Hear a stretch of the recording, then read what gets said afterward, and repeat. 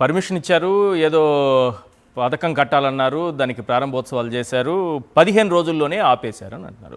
15 రోజుల్లోనే ఆగిపోతే ఈరోజు ఆ దృశ్యాలేంటి? దాదాపు 87% శైలజనాథ్ గారు చెప్తున్నారు. 90% వరకు అయిపోయింది సార్, మోటార్లు బిగించడమే ఇంకా ఆల్మోస్ట్ అంతా కంప్లీట్ అయిపోయిందని చెప్తున్నారు.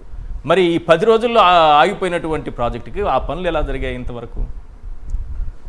సార్, ముందుగా మీకు సాక్షి టీవీకి ప్యానెల్లో ఉన్నటువంటి పెద్దలు అన్న శైలజనాథ్ గారికి, పురుషోత్తం రెడ్డి గారికి, వీక్షిస్తున్నటువంటి తెలుగు ప్రేక్షకులకు, ముఖ్యంగా వైఎస్ఆర్ కాంగ్రెస్ పార్టీ కార్యకర్తలకు శుభ సాయంత్రం.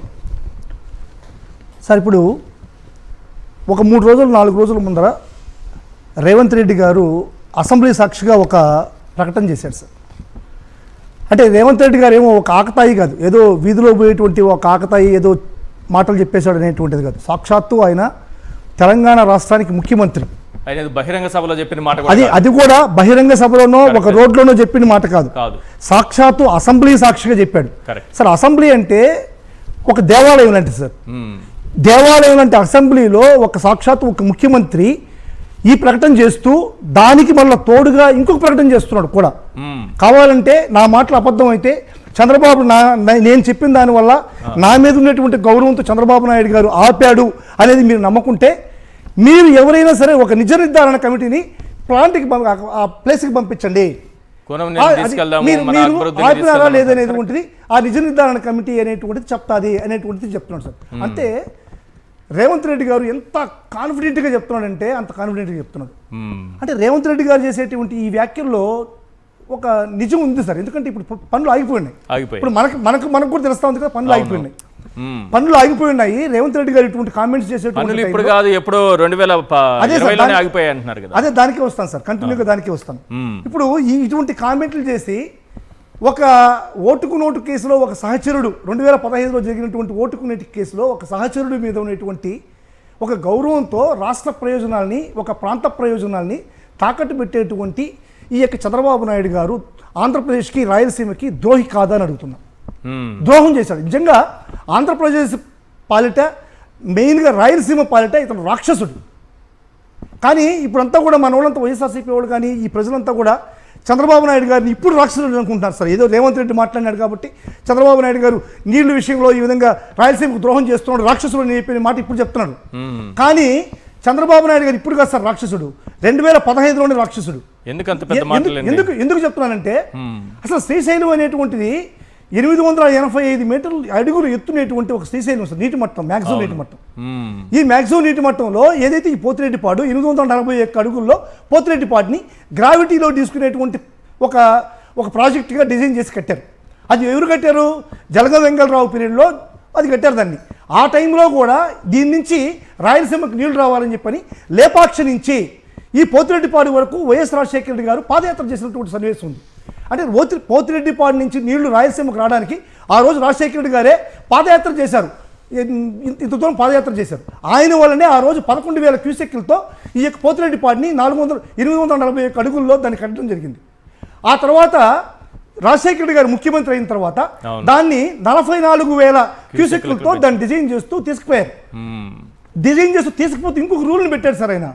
454 అడుగుల కన్నా శ్రీశైలం మట్టాన్ని కిందకి తీసుకురాకూడదు, అంతకన్నా తక్కువ తీసుకుని వస్తే ఈ పోతిరెడ్డిపాడుకి నీళ్లు రావు కాబట్టి ఆ మట్టంలో అన్ని నీళ్ళని పెట్టాలనేటువంటి ఒక జీవోను కూడా, జీవో నంబర్ 454 అనేటువంటి జీవోను ఆ రోజు రాజశేఖర రెడ్డి గారు ప్రవేశపెట్టడం జరిగింది.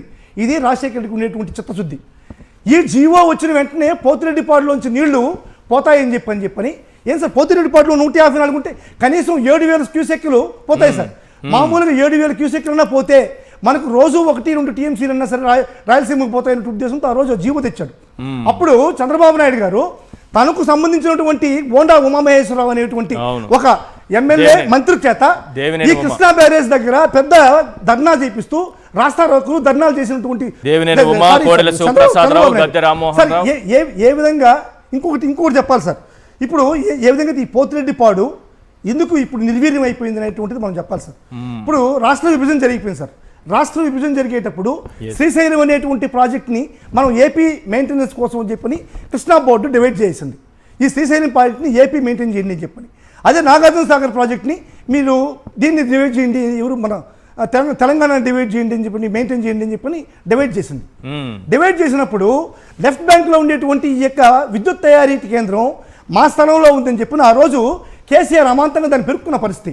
మ్మ్. ఆ రోజు మాట్లాడలేని పరిస్థితి చంద్రబాబు నాయుడు. ఎందుకు ఓటుకు నోటు కేసులో 2015లో ముద్దాయి అక్కడ కేసీఆర్ కొట్టే వచ్చి విజయవాడలో పడ్డాడు ఆ రోజు. అందువల్ల ఆ భయంతో ఏమీ మాట్లాడినటువంటి పరిస్థితి. ఇంకొకటి సార్, ఇప్పుడు ఏదైతే ఎడమగిట్టు ఇప్పుడు జల విద్యుత్ కేంద్రం ఒకటి, అదేవిధంగా 2015లో కలవకుర్తి ఎత్తిపోతల పథకాన్ని సామర్థ్యం పెంచడం అంటే ఏంటి, పాలమూరు రంగారెడ్డి 1.5 టీఎంసీలు ఒక ఎత్తిపోతల పథకం పెట్టడం అంటే ఏంటి, దిండిలో 0.5 టీఎంసీ ఎత్తిపోతల పథకం పెట్టడం అంటే ఇవన్నీ కూడా ఆ రోజు మన కేసీఆర్ గారు పెట్టినట్టువే. ఇంకొకటి ఉంది సార్, ఈ పాలమూరి రంగారెడ్డి అనేటువంటిది, ఈ దిండి అనేటువంటిది, ఈ 2 ఎత్తిపోతల పథకాలు 2 టీఎంసీలు పర్ డే బయటికి తీసుకెళ్ళిపోతాయి. దీంట్లో ఒక భయంకరమైనటువంటి ఘోరమైనటువంటి అన్యాయం అవుతుంది సార్. ఇప్పుడు శ్రీశైలంకి నీళ్ళే రావు సార్. దీన్ని కృష్ణానదిని అమాంతంగా డైవర్ట్ చేసేటువంటి పరిస్థితి వస్తుంది. డైవర్ట్ చేసి తెలంగాణలోకి తీసుకుపోయేటువంటి పరిస్థితి. అసలు శ్రీశైలంకి నీళ్ళు రావాల్సిన అవసరమే లేదు.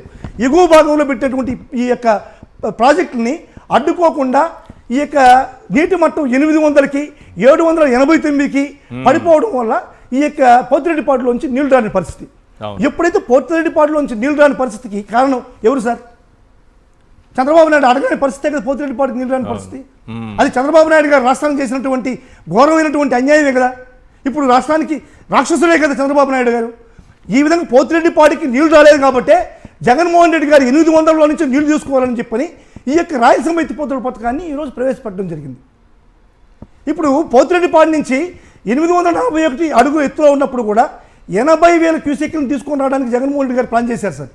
కానీ దీనికి కూడా ఇదే ఈ బాలా వీరాంజనేయ అనేటువంటి వ్యక్తితో చెప్పి ఒక కేసులు అయిపోయి ఎన్జిటిలో కేసులు అయిపోయి ఈ యొక్క దీన్ని ఆపడం జరిగింది. ఈ యొక్క ఎత్తిపోతల పథకం కానీ వీళ్ళేసింది సార్, దాంట్లో నో డౌట్. ఇప్పుడు ఆ తర్వాత ఏం చేస్తున్నాడు, ఇప్పుడు రేవంత్ రెడ్డి చెప్పిన దానికి మనం ఉదాహరణకు చెప్పుకోవాలి. ఎప్పుడు వేసింది చెన్నై మనకు 2002 మే 5వ తేదీ జగన్మోహన్ రెడ్డి గారు స్టార్ట్ చేశారు. ఆ తర్వాత 2020 అక్టోబర్ 23వ తేదీ ఎన్జిటి వచ్చింది, దానికి కేసేసి ఆపేసింది ఎన్జిటి. ఎన్జిటి ఆపేసిన వెంటనే మీరు వర్క్ ఆపేసారు అంటున్నారు. మరి వర్క్ ఆపేస్తే నమస్తే తెలంగాణలో కానీ ఈ యొక్క ఈనాడులో కానీ వాళ్ళందరూ కూడా ఇచ్చినటువంటి స్టేట్మెంట్ మీరు ప్రత్యక్షంగా చూడాల్సిన అవసరం ఉంది. వాళ్ళ ఎమ్మెల్యేలే ఈనాడు పత్రికలో 2021లో జూలై 11వ తేదీ ఈ విధంగా పనులు జరుగుతున్నాయి, వీటి వల్ల మనకు రాయలసీమ మేలు జరుగుతుంది కానీ ఈ కోస్తా ప్రకాశం జిల్లాలో మనకు అన్యాయం జరుగుతుందని చెప్పి వాళ్ళ ఎమ్మెల్యేలే వాళ్ళ తోకపత్రికలోనే చేసినటువంటి పరిస్థితి. ఇది చంద్రబాబు నాయుడు గారు రాయలసీమకు చేసినటువంటి అన్యాయం కాదని నేను ప్రశ్నిస్తున్నా. అదేవిధంగా నమస్తే తెలంగాణలో కూడా మీరు గుర్తించడం జరిగింది సార్. ఎందుకంటే ఎన్జిటి ఎప్పుడైతే తీర్పిచ్చిందో తీర్పిచ్చినప్పుడు 14% మాత్రమే పనులు జరిగాయి. ఆ తర్వాత ఇప్పటి వరకు జరిగినటువంటిది 87% పనులు జరిగాయి అనేటువంటిది నమస్తే తెలంగాణ అనేటువంటి పత్రిక ముద్రించింది. వీళ్ళు ఎందుకు ముద్రించారంటే సార్, ఇప్పుడు ఏమనుకున్నారంటే వీళ్ళు మన రేవంత్ రెడ్డి ఈ యొక్క చంద్రబాబు నాయుడు ఇద్దరు ఫ్రెండ్స్ కదా, ఈ మిగతా ఈ భాగాన్ని కూడా రేవంత్ రెడ్డిని మెయింటైన్ చేసి పెద్ద ఆయన కదా, రేవంత్ రెడ్డిని మెయింటైన్ చేసి తీసుకెళ్ళిపోతాడు, అయ్యో మన రాష్ట్రానికి అన్యాయం జరుగుతుంది అనేటువంటి విధంగా వీళ్ళు ఏమనుకున్నారు, మనం ఆపాలి అని చెప్పి పోయినారు. రివర్స్ అయింది. ఇక్కడ చంద్రబాబే అతనికి కమిట్ అయిపోయాడు, రేవంత్ రెడ్డికి కమిట్ అయిపోయి మొత్తం ఆపాల్సిన పరిస్థితి. ఇప్పుడు ఇదంతా కూడా చంద్రబాబు నాయుడు గారు రాష్ట్రానికి చేసినటువంటి అన్యాయం కాదన్నాడు.